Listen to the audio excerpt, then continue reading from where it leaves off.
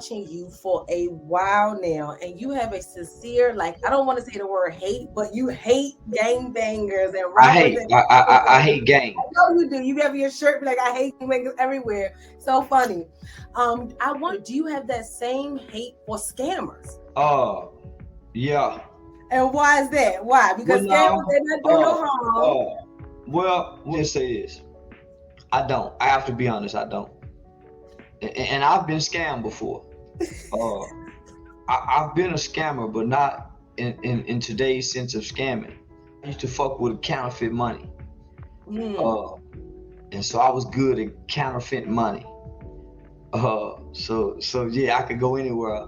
If I was to get broke today, I could counterfeit money. But to be honest, nah, I don't.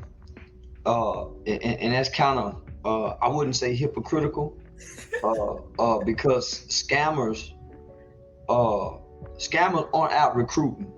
Scammers don't bully, right? So the whole component of it, scammers aren't killing. Uh, Scammers aren't just scamming black people. Most of the scammers I know, they buy their numbers from overseas. Uh, Most black people I know, if a scammer get their information, they not gonna get much. So, nah, I got a little compassion for a thief. Oh, that's good. And so that kind of make you real relatable though, because most people probably think, you hate scammers, you hate gangbangers, you just hate it across the board. Because you always feel like I'm an upstanding citizen. The only thing I do is drive without a seatbelt. You always say, "Oh, I'm driving without a yeah, seatbelt." no. I try not. I try not to do wrong to people. Man, we gonna do wrong in life. But my intentions is not to wake up and cause harm and do wrong to people. I'm not gonna tell a lie to sell you something. I'm not gonna tell a lie to borrow money from you. If you drop some money in a store and I see it, I'm gonna pick it up and run you down and say, "Hey, you dropped something." I try to live with the concepts of don't lie, steal, or cheat. So that kind of what governs me. But I'm not hungry. I don't go to bed hungry, so I don't have a reason to steal. Some people I think have a reason to steal. Scamming, I don't think nobody have a reason to scam. I don't think there's no justification. Uh, I love yeah, it. I love to you take said don't lie, steal, and cheat. And or so, cheat. Yeah. yeah, I like that because right now, if you doing scamming, then you actually only really hurting yourself for real. Like you're not really hurting no one else. But the gangbangers, they out there killing people, family dying, and I know you are advocate for that. But we have a lot of content. Let's say this about the scammers. My mother used to always tell me this when I come to her complaining about something that didn't happen to me. Mama, somebody broke into my house. And my mother gonna remind me, well, shoot, son. You remember y'all used to break into people's houses? One time my homegirl mom was riding to church. And she stopped and gave somebody that she know in the neighborhood, who everybody know, a ride. You know, one of them questionable characters. When she got to the stoplight, he grabbed her purse and jumped out and ran with her tithe and offering money in it for the month. But her daughter done scammed and hooked and crooked too. You reap what you sow. Some people call it karma. I believe you reap what you sow. So whatever you done in this world to cause, it can be a company, it can be a business. Because even when you scam a store, whoever's on duty that day, they go through some shit. You know what I'm saying? They get blamed for not, well, why didn't you do this? Why didn't you do that? So it's a domino effect.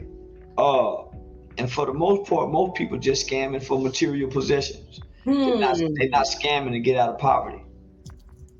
That's rolling right into my next question. That is just so perfect. Oh my gosh. Okay, see guys, first of all, yeah.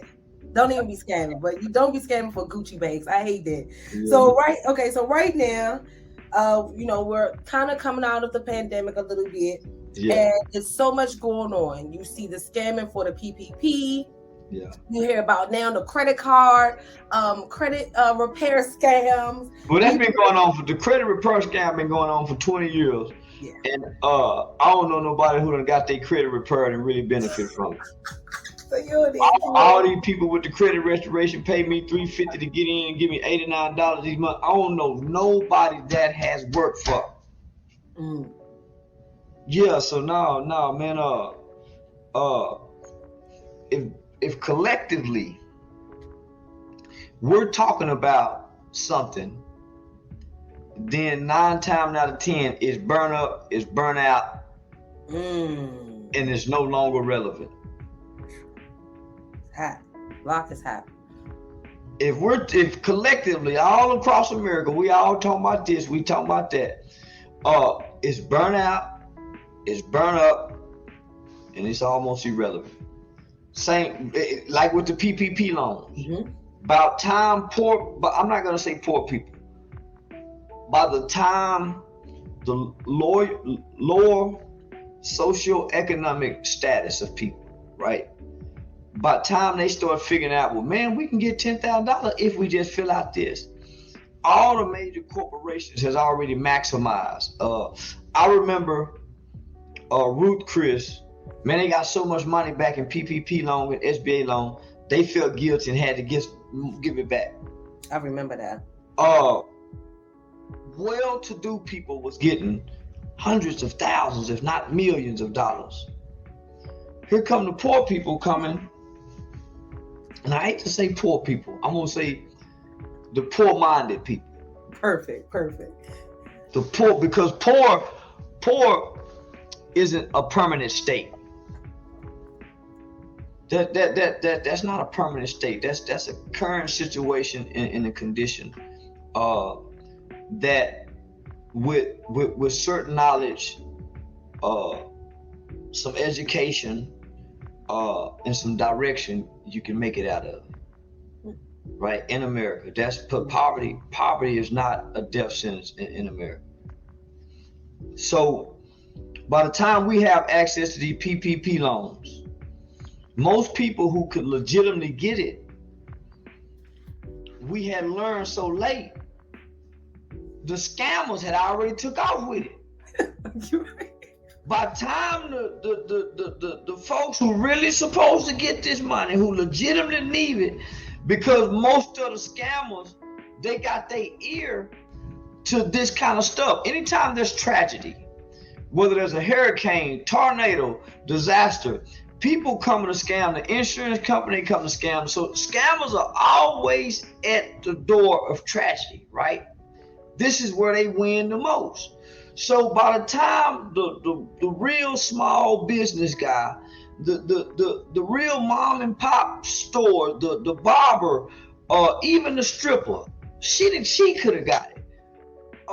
Man, the scammers had already been milking the cow. Yeah, they done told they buddy and told they buddy and told they buddy. So man, the money dried up. So now they realize, okay. They already knew, man, the honor system wasn't gonna work. But it is my sincere belief that my good president, my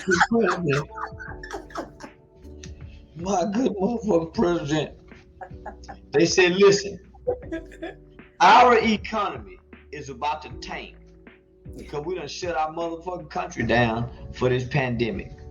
And we took a major hit financially, economically, socially, educational. Man, we took a major hit. And it wasn't about getting elected. It is my sincere belief, because the powers to be, the people at the top, benefited so greatly from this. Our president made it accessible, because if nothing else, they get it back in insurance money. If nothing else, let those people, and I truly believe they said, let those people have access. Let them have access to it. If they're smart enough to get it, let them get it. There'll be consequences for it. But what it's gonna do is it's gonna fucking generate our economy, because they're gonna go out and buy Chargers, new Jeeps, gold chains, boats, Bentleys, airplanes, Airbnbs, crab shacks, crab legs, pussy online, pussy offline, strip club, sales tax, alcohol tax, the airline industry, tourism, all that shit boomed and flourished with all these niggas having money. So Charles, it sounds like you about to say today, because most people saying that they set us up. So are you saying? No. Well, they didn't set us up. It was almost like slavery. It was a necessary evil, because we would have went back into a way worse recession, because so many people lost so much. So many businesses tanked. But let me just remind everybody, they set us up, but he allowed them to set us up, but in a good way. And let me tell you why I say in a good way. Because under this pandemic and under this one president, more black businesses were created and started ever in the history of this country. Yep. More black people went and got LLCs, and more black people had business minds to get the small business money. You see what I'm saying? So we went and created black businesses. Yeah. So yeah, they set us up. They set us up like they've been set up. They've been getting money like that forever. So had you went and set yourself up like a real business, you can come back again, motherfucker, and get you some more.